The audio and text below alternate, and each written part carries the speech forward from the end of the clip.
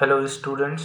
तो ये वीडियो आप लोगों के क्लास 11th के स्टूडेंट्स के लिए है। इसमें केमिस्ट्री क्लास 11th एग्ज़ाम जो जैक बोर्ड देने वाले हैं उनके लिए ये वीडियो बनाया गया है। Model set solution with important questions video number 1।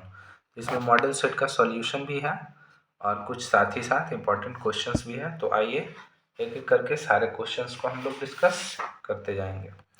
चलिए, अब हम लोगों के पास जो पहला क्वेश्चन है, एकदम क्वेश्चन वाइज हम लोग देखते जाएंगे इसमें, और ये उम्मीद है आप लोगों को बहुत मदद करने वाला है। तो पहला क्वेश्चन है आपका, how many significant figures are present in 1260। 1260 में कितने सार्थक अंक मौजूद हैं? तो भैया इसमें तो 3 सार्थक अंक है, क्योंकि अब इसका कुछ रूल है। अब रूल बताने का समय तो नहीं है, बट आप देखिए और उसमें उम्मीद है कि समझ में आएगा। जैसे कोई संख्या के लास्ट में 0 होता है ना, तो उसको हम लोग नहीं काउंट करते हैं। तो 1 2 6 को काउंट किए, 0 को काउंट नहीं किए, तो 3 सिग्निफिकेंट फिगर आ गया। लेकिन वही अगर 1 2 0 6 0 दो संख्याओं के बीच में आ रहा है, तब चारों को काउंट करेंगे, उस 0 को काउंट कर लेते हैं। जो लास्ट में आता है उसको नहीं काउंट करते हैं। इसलिए 1 2 3 हुआ, और यहाँ 1 2 0 6 है, तो इसमें 4 का चारों काउंट आएगा। अब मान लीजिए कि एक क्वेश्चन दिया हुआ है 3 5 0 5 6 00, तो लास्ट वाला 2 0 को नहीं काउंट करेंगे, बीच वाला 0 काउंट हो जाएगा और बाकी सब नंबर तो काउंट होता ही है। 1 2 3 4 5 यानी 5 सिग्निफिकेंट फिगर हो गया इसमें। उसी तरह से अगर 0.1260 है, पॉइंट आ गया। अब इस वाले क्वेश्चन में पॉइंट नहीं था भाई, सिर्फ 1260 था। अब इसमें पॉइंट आ गया है, तो 0.1260। तो पॉइंट के बाद और संख्या के बाद कोई 0 आता है तो उसको भी काउंट कर लेते हैं। इसलिए इसमें 1 2 3 4 चारों काउंट होगा। लेकिन अगर पॉइंट के बाद एक डायरेक्ट 0 आ गया, उसके पहले कोई नंबर नहीं है, जैसे ये 0 है लेकिन 6 के बाद आ रहा था। अब ई 0.00 डायरेक्ट 00 ही है, इसके पहले कोई नन 0 नहीं है, इसलिए इसको नहीं काउंट करेंगे। तो 1 2 6 सिर्फ काउंट हुआ, तो 3 सिग्निफिकेंट फिगर हो गया। 0.001260 है, तो यह आगे वाले 2 0 को नहीं काउंट करेंगे, पीछे वाले को काउंट कर लेंगे, यानी कि इसका आंसर 4 आ जाएगा। तो ध्यान से इसको देख लीजिएगा, और इस तरह का क्वेश्चन पहला क्वेश्चन रह सकता है। अगला क्वेश्चन रिलेटेड है एम्पिरिकल फार्मूला से। The empirical formula of the compound CH3COOH। CH3COOH का मूलानुपाती सूत्र क्या होगा? CH2O कैसे हुआ भाई? तो देखिए, मान लीजिए कि यहाँ आपको दिया हुआ है CH3COOH, तो इसमें क्या कार्बन है? 1 2 2 कार्बन है। अब 4 हाइड्रोजन है, 3 और 1 4, तो H4 और 2 ऑक्सीजन। अब क्या करते हैं, नंबर को काट देते हैं, 2 1 जा 2 2 जा 4 एंड 2 1 जा 2, तो बच गया C का 1 तो C लिख दिए, H का 2 तो H2 लिख दिए, O का 1 तो O लिख दिए। इसी तरह से मान लीजिए ग्लूकोज दिया होता C6H12O6, तो तीनों नंबर को कैंसिल करते हैं, 1 2 1 आता, मतलब C का 1 हो गया, H का 2 हो गया, O का, तो CH2O हो गया। C6H12O6 का मूलानुपाती सूत्र C6H6 6 6 कट गया तो CH बच गया, C2H4Cl2, तो 2 4 2 कट करके लास्ट में क्या फाइनली बच जाएगा? CH2Cl। CH4 इसमें तो कोई कटने वाला नंबर ही नहीं है, इसलिए CH4 का CH4 हो जाएगा। Na2CO3 है, तो ये सेम टू सेम Na2CO3 ही रह जाएगा, क्योंकि जहाँ नंबर कटने वाला होगा वहीं पे काटेंगे, जहाँ नहीं कटने वाला होगा वहाँ नहीं काटते। चलिए आगे बढ़ते हैं क्वेश्चन नंबर 3 की तरफ। नेक्स्ट क्वेश्चन है आपका, if you have 300 milliliter of 1.5 m NaCl, how many milliliter of 4.5 m NaCl you can make? अब इसमें कहा जा रहा है कि यदि आपके पास 1.5 m NaCl का 300 मिलीलीटर है, तो आप 4.5 m NaCl के कितने मिलीलीटर बना सकते हैं? तो बहुत ही सिंपल सा क्वेश्चन है। देखिए, इस क्वेश्चंस में जो दो आपका दिया है, एक वॉल्यूम दिया है 300 मिलीलीटर और 1.5 m NaCl, और एक और मिलीलीटर पूछ रहा है, एक और m दिया हुआ है। तो जो शुरू में मिलीलीटर दिया है उसको ले लेंगे V1, जो बाद में मिलीलीटर है उसको लेंगे V2, जो शुरू में M1 है उसको ले लेंगे M1, जो बाद में M दिया हुआ है उसको M2। तो V2 नहीं दिया हुआ है, सिर्फ ml पूछ रहा है। तो हम लोग एक फॉर्मूला लगाएंगे, M2 V2 बराबर M1 V1। तो 4.5 m इंटू V2, M2 के जगह रख दिए, V2 के जगह V2 रहने दिए, M1 के जगह 1.5, V1 के जगह 300। अब हमको V2 5 करना है, तो 4.5 को उधर भेज दिए, पॉइंट कट के कैंसिल होके 100 ml आ गया आंसर। इसी तरह का अगर अगला क्वेश्चन एक अपने मन से दिया गया है मेरे तरफ से, तो ये भी बहुत ही आसानी से बन जाएगा आप लोगों से, कोई टेंशन नहीं है इसमें। If you have 500 milliliter of 2mH2SO4, how many milliliter of 5mH2SO4 can you make?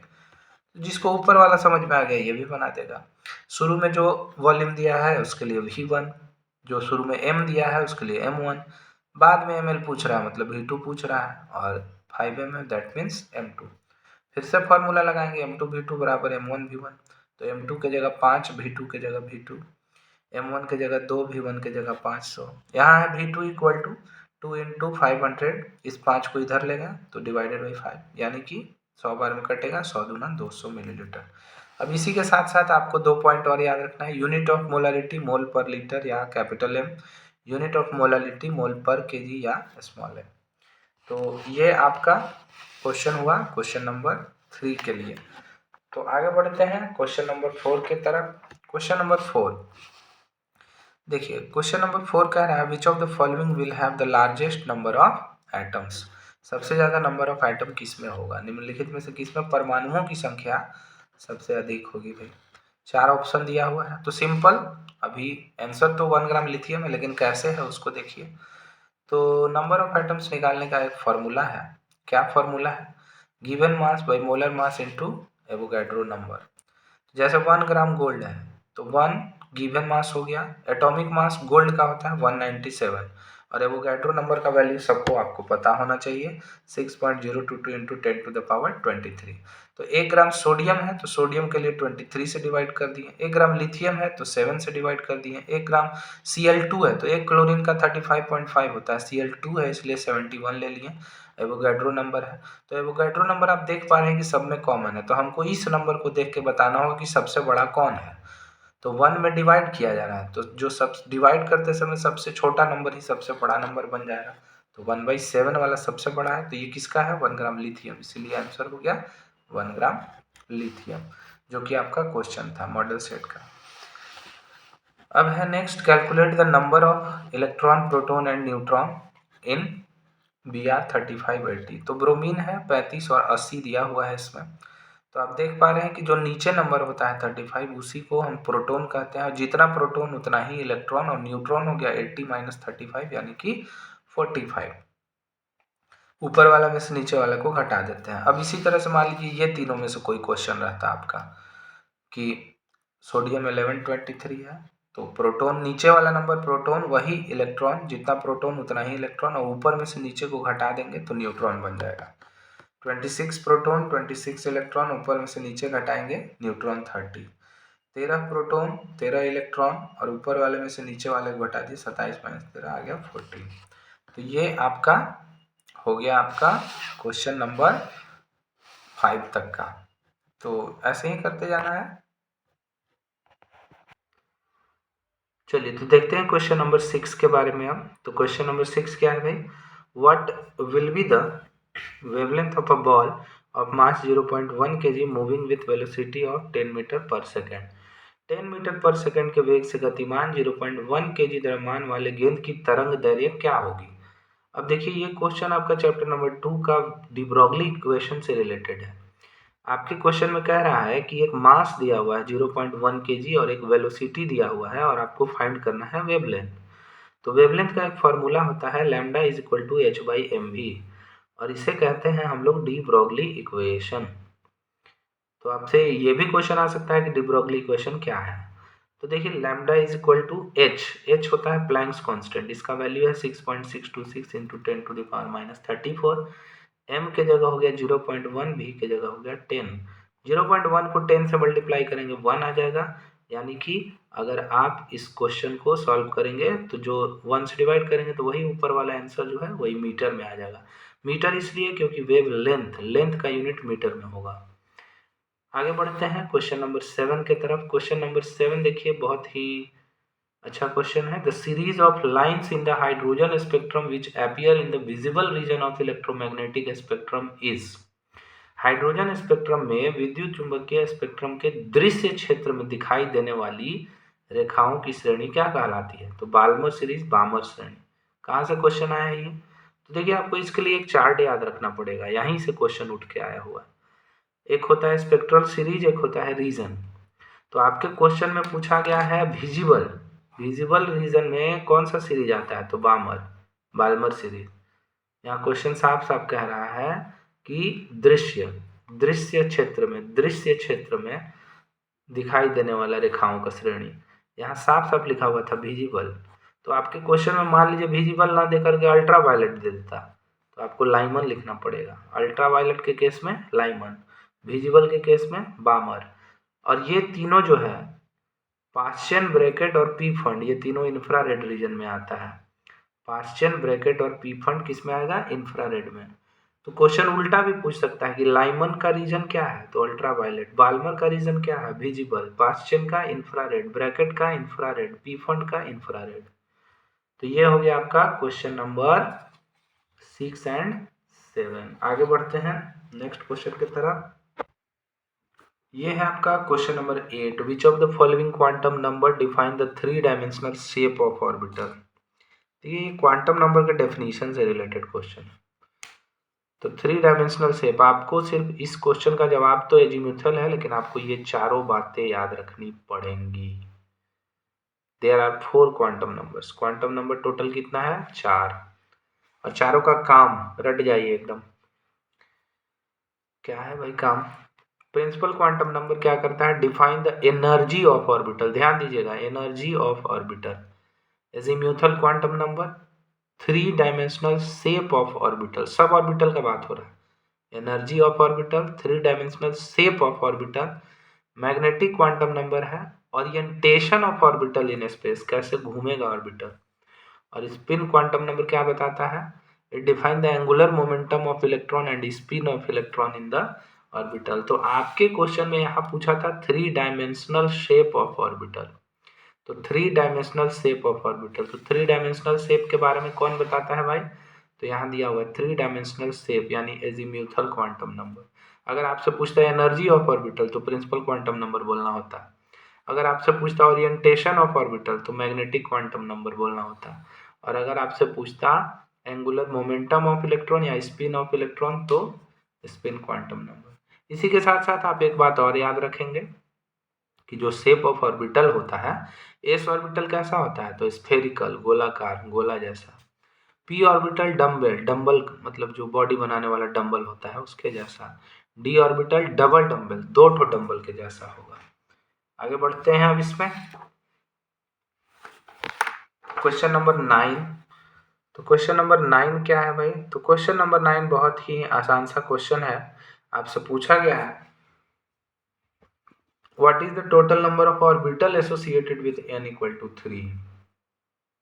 कक्षकों की संख्या। तो सिंपल सा एक फॉर्मूला है, टोटल नंबर ऑफ ऑर्बिटल बराबर n स्क्वायर। तो n बराबर 3 क्वेश्चन में ही दिया हुआ है। नंबर ऑफ ऑर्बिटल पूछा गया है तो n स्क्वायर कर देंगे, 3 का स्क्वायर 9 आंसर। लेकिन यही क्वेश्चन अगर ऐसे पूछता कि what is the total number of electrons, ऊपर था नंबर ऑफ ऑर्बिटल, लेकिन अब क्या है? Total number of electrons. तो जब इलेक्ट्रॉन्स पूछेगा तो 2n स्क्वायर कर देना होगा आपको क्वेश्चन में, 2 से मल्टीप्लाई कर देते हैं। ऑर्बिटल में सिर्फ n स्क्वायर, लेकिन इलेक्ट्रॉन रहेगा तो 2n स्क्वायर। अब n का वैल्यू यहाँ भी 3 दिया हुआ है तो 3 रख देंगे, 3 का स्क्वायर में 2 से गुना कर देंगे तो 9 दूना 18। अगला क्वेश्चन है which of the following subshell is represented by n equal to 3 and l equal to 2? ये भी क्वांटम नंबर से ही रिलेटेड क्वेश्चन है। ये क्या है भाई?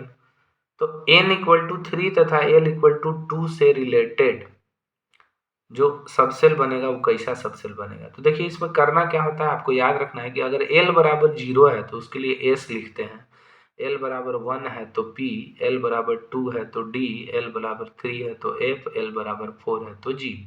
आपसे सबसेल पूछा, n भी दिया है तो जो n का नंबर होता है उसको आगे रख देते हैं। तो n बराबर 3 का 3 आगे रख दिए और l बराबर 2 के लिए d लिख दिए। l बराबर 2 के लिए क्या लिखना था? d। नहीं समझ में आया तो कुछ और देखिए, आप एग्जाम्पल से समझ में आएगा।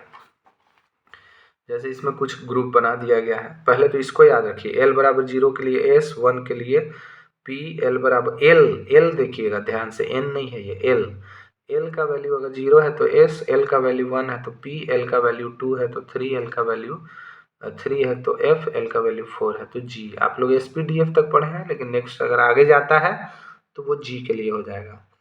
आगे बढ़ते हैं। n बराबर 5, l बराबर 2। मान लीजिए ये सेट दिया हुआ है कि n का मान 5 है और l का मान 2 है, तो 5 के लिए 5 डायरेक्ट लिख दिए और l बराबर 2 है तो l बराबर 2 के लिए d लिख दिए तो 5d। n बराबर 4 और l इक्वल टू 1, तो 4 का 4 डायरेक्ट लिख दिया और l बराबर 1 के लिए p लिख दिए। तो n बराबर 5, l बराबर 0, तो 5 का 5 डायरेक्ट लिख दिया और l बराबर 0 के लिए s लगा दिए तो 5s बन गया। तो उसी तरह से n बराबर 6 और l बराबर 3, तो 6 के लिए 6 डायरेक्ट हो गया और l इक्वल टू 3 है तो f लिख दिए 6f। उसी तरह से n बराबर 2 है, l बराबर 1 है तो 2p हो गया। अगला क्वेश्चन की तरफ चलते हैं। नेक्स्ट क्वेश्चन क्या कहता है, निम्नलिखित में से कौन सी स्पीसीज CH4 के साथ सम इलेक्ट्रॉनी है? Which of the following species iso electronic with CH4? तो इसका आंसर है Ne।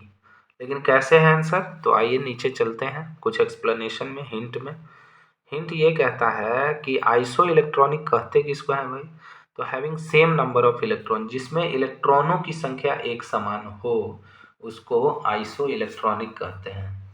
तो CH4 में कितना इलेक्ट्रॉन है, तो एटॉमिक नंबर को जोड़ दीजिए। कार्बन का एटॉमिक नंबर 6 और हाइड्रोजन का 1, तो 4 ठो है तो 1 गुना 4, तो 6 प्लस 4 कितना इलेक्ट्रॉन हो गया जी, 10 इलेक्ट्रॉन।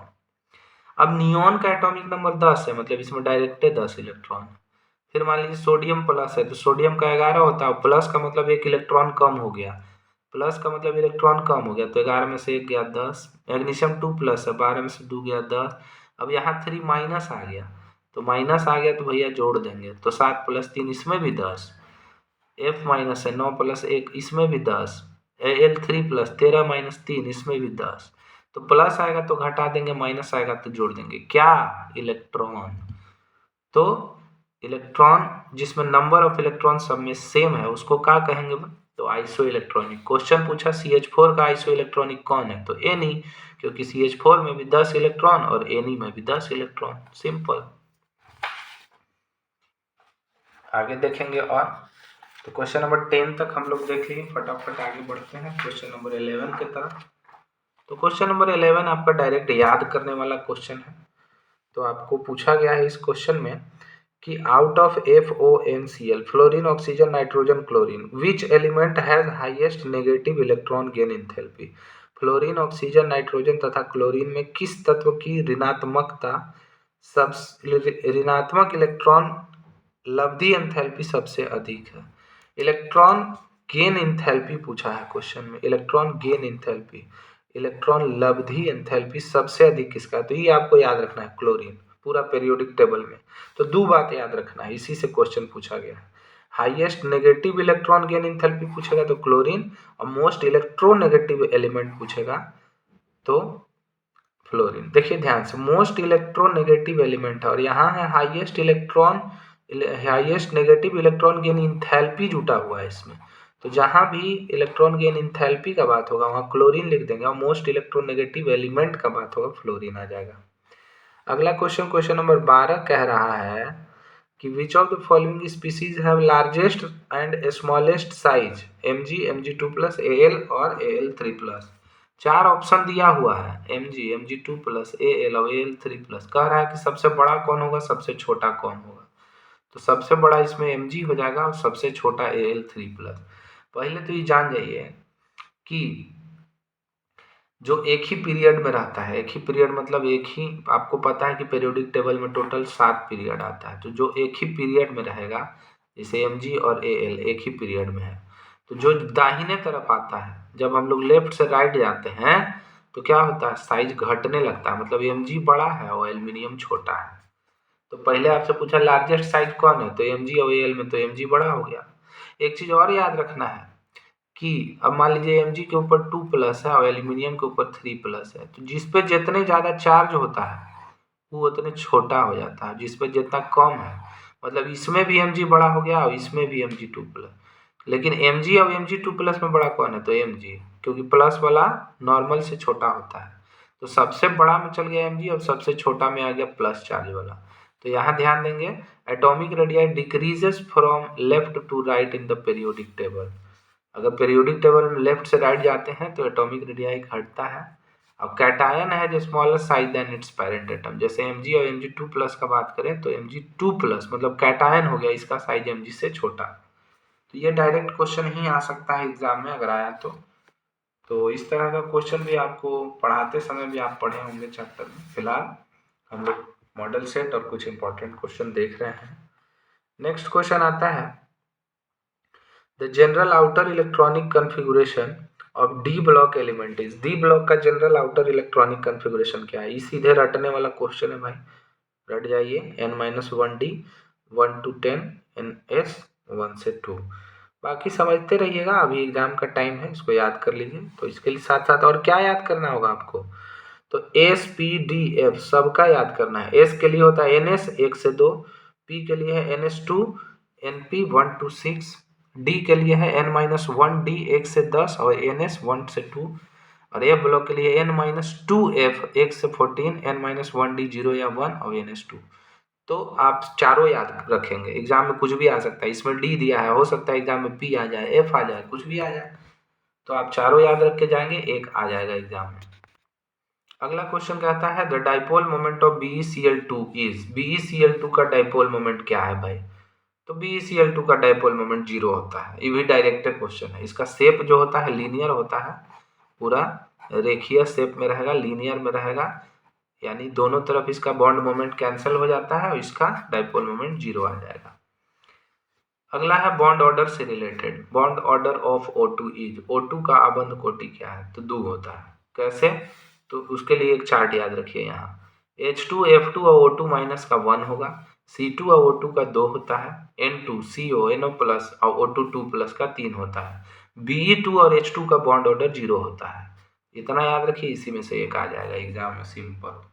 लेकिन अगर आपको मन है कि और भी हम देखें तो एक ट्रिक होता है भाई। तो ट्रिक होता है, देखिए बहुत ही आसानी से ट्रिक बताया गया आपको। एक नंबर ले लेना है 8 से लेकर के 20 तक, 8 9 10 11 12 13 14 15 16 17 18 19 20। अब क्या करना है? 0 से स्टार्ट करना है। 0 0.5 0.5 बढ़ते जाइए कहाँ तक है? 3 तक, लेकिन 3 से ज़्यादा नहीं जाना है। जैसे ही 14 का 3 पहुँचा तो फिर 3 से फिर घटने लगना है। पहले 0 से 3 तक बढ़ना है, 8 से लेकर 14 तक में 3 से जाएंगे बढ़ेंगे, 8 का 0 9 का 0.5 ऐसे करके, और फिर 15 से 20 तक जाएंगे तो घटने लगेंगे, 2.5 2.0 आधा आधा घट के फिर 0 तक पहुंच जाएंगे। तो इससे क्या पता चला भाई? तो आपसे अगर एग्जाम में C2 पूछ दिया तो C, एक कार्बन में 6 इलेक्ट्रॉन, एटॉमिक नंबर 6, तो C2 का मतलब 12, तो 12 का देखिए कितना आ रहा? बॉन्ड ऑर्डर 2, तो इसीलिए बॉन्ड ऑर्डर 2 हो गया।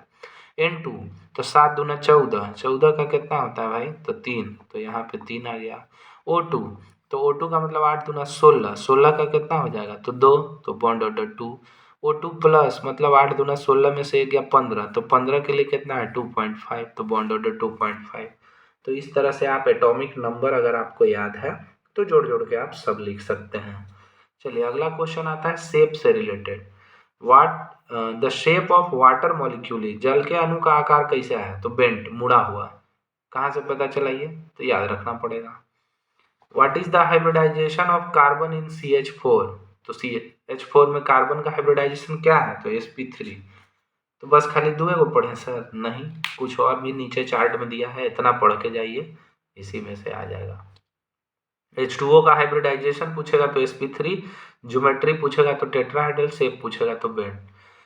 मॉलिक्यूल CH4 का पूछेगा तो sp3 टेट्राहेड्रल टेट्राहेड्रल, CO2 का sp लीनियर लीनियर, NH3 का हाइब्रिडाइजेशन में अगर पूछा तो sp3 टेट्राहेड्रल पिरामिडल, SF4 में sp3d trigonal bipyramidal seesaw, PCl5 का sp3d trigonal bipyramidal trigonal bipyramidal. तो इतना चार्ट याद रखिए, 2 ठो क्वेश्चन बन जाएगा। जैसे एक क्वेश्चन पूछा, ध्यान दीजिए, क्वेश्चन नंबर 16 पूछा तो आपका शेप से पूछा कि शेप कैसा है, और क्वेश्चन नंबर 17 पूछा तो हाइब्रिडाइजेशन से पूछा। तो इस चार्ट को अगर आप कंप्लीट करते हैं तो आपका शेप भी कंप्लीट हो जाएगा, हाइब्रिडाइजेशन भी कंप्लीट हो जाएगा। चलिए क्वेश्चन नंबर चलते हैं हम लोग 18 की तरफ। The enthalpy of all the element in their standard state.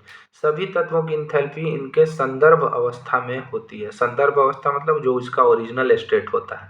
तो ये वो लाइन है, स्टेटमेंट है थर्मोडायनामिक्स चैप्टर का, याद रखना है कि the enthalpy of all the elements in their standard state is zero.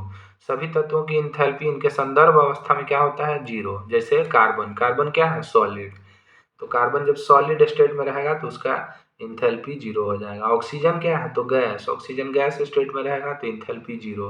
मतलब जो भी एलिमेंट अपने ओरिजिनल स्टेट में रहता है उसका इंथैल्पी क्या हो जाएगा, जीरो। आगे बढ़ेंगे।